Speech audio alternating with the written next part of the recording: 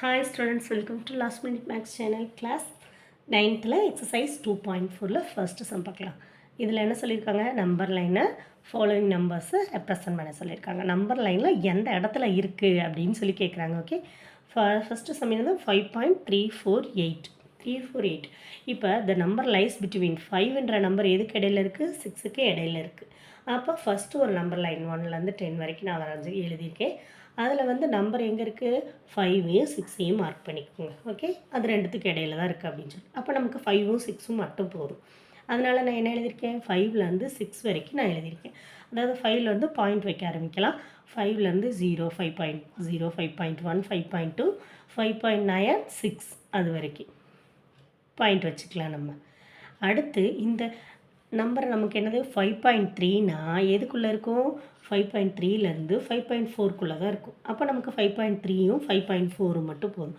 அடுத்த நம்பரில் நான் எல்லாம் எழுதியிருக்கேன், 5.3யும் 5.4ம் எழுதியிருக்கேன். அப்போ இடையில அடுத்த டிஜிட் ஸ்டார்ட் பண்ணலாம், 0லேருந்து 9 வரைக்கும். ஓகே, அப்போ 5.40 வரைக்கும் வந்துடும். இப்போ 5.34 ஞாபகம் வச்சுக்கோங்க. 34 40 வரைக்கும் இருக்கும். 3லேருந்து 5.4 வரைக்கும்.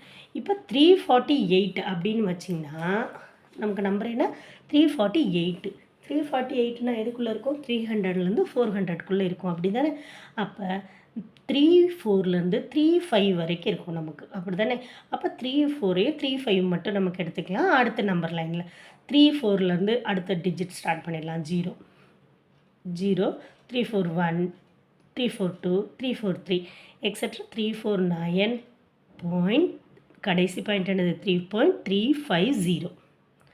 இப்போ நமக்கு இந்த இடத்துல நமக்கு கொடுத்துருக்க நம்பர் வந்துருச்சு, இங்கே வந்துருச்சு 5.348 அப்படின்னு வந்துருச்சு. அப்போ அவ்வளோதான், இதோட ஸ்டாப் பண்ணிக்கலாம். இந்த நம்பர் லைனில் நான் இங்கே இருக்குது அப்படின்னு சொல்லிட்டேன். அப்போ இதோட இந்த சம் முடிஞ்சுது. நெக்ஸ்ட்டு சம் பார்க்கலாம். நெக்ஸ்ட் சப்டிவிஷன், செகண்ட் சப்டிவிஷனில் 6.4 பார் அப் டு 3 டெசிமல் பிளேசஸ் வரைக்கும். அப்போ 6.444 இது வந்து எதுக்கு இடையில இருக்கும், 6.4. அப்போ 6க்கும் 7க்கும் இடையில இருக்கும், லைஸ் பிட்வீன் 6 and 7. அப்போ நம்பர் லைனில் நம்ம என்ன பண்ணுவோம், 1லேருந்து 10 வரைக்கும் போட்டிங்கன்னா 6க்கும் 7க்கும் இடையில இருக்குன்னு மார்க் பண்ணிக்கலாம். இந்த 6ஐயும் 7ஐயும் எக்ஸ்பேண்ட் பண்ணி எழுதுனீங்கன்னா அப்போது 6.4 44. அப்போ 6.44 எதுக்குள்ளே இருக்கும், 6.4க்கும் 6.5க்கும் இடையில இருக்கும். அப்போ இது ரெண்டையும் நான் மார்க் பண்ணிவிட்டேன். அது ரெண்டையும் எக்ஸ்பேண்ட் பண்ணிங்கன்னா 6.40லேருந்து 6.50 வரைக்கும் அடுத்த டிஜிட் போட்டு எழுதுனீங்கன்னா 6.40, 6.41, 6.42 எக்ஸட்ரா 6.50 வரைக்கும் எழுதணும்.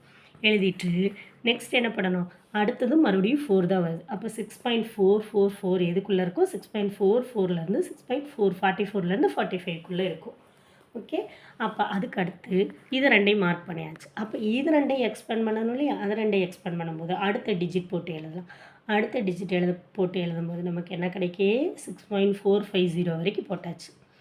இப்போ நமக்கு ஆன்சர் என்ன, இங்கே வந்துருச்சு 6.13 டிஜிட் வரைக்கும் வந்துருச்சு. அப்போ இந்த பாயிண்ட்டை நான் மார்க் பண்ணி இதுதான் 6.444 அப்படின்னு ரெப்ரசன்ட் பண்ணிட்டேன். ஓகே, அவ்வளோதான் இந்த சம் முடிஞ்சது. நெக்ஸ்ட்டு சம் பார்க்கலாம். தேர்டு சம் எனக்கு நமக்கு என்னது 4.73 பார் அப் டு 4 டெசிமல் பிளேசஸ். இப்போ 73க்கு மேலே பார் இருக்கிறதுனால 7373 எக்ஸட்ரா போயிட்டே இருக்கும். நமக்கு 4 டிஜிட் தான் கேட்டிருக்காங்க, அதனால் 7373யோட ஸ்டாப் பண்ணிவிட்டேன். 4.7 லைஸ் பிட்வீன் எதுக்கு இடையில இருக்கும், 4க்கும் 5க்கு இடையில இருக்கும். அப்போ 4ன்னு மார்க் பண்ணிக்கலாம், 5 மார்க் பண்ணிக்கலாம். 4க்கும் 5க்கும் இடையில மார்க் பண்ணிக்கலாம். நெக்ஸ்ட் என்ன பண்ணணும், 4லேருந்து ஒரு லைனும் 5லேருந்து ஒரு லைனும், அதாவது இந்த ரெண்டு தான் நம்ம இங்கே அடுத்த லைனில் எழுதியிருக்கோம் அப்படின்னு சொல்கிறதுக்கு தான் இந்த லைன், வேறு ஒன்றும் இல்லை. ஓகே, நெக்ஸ்ட்டு 4ஐயும் 5ஐயும் எக்ஸ்பேண்ட் பண்ணி எழுதிட்டேன். அதாவது 4.1, 4.2, 4.3 எக்ஸட்ரா 5 வரைக்கும். நெக்ஸ்ட் என்னது 4.73 தானே, 4.73 தானே. அப்போ 4.7 எதுக்குள்ளே இருக்கும்,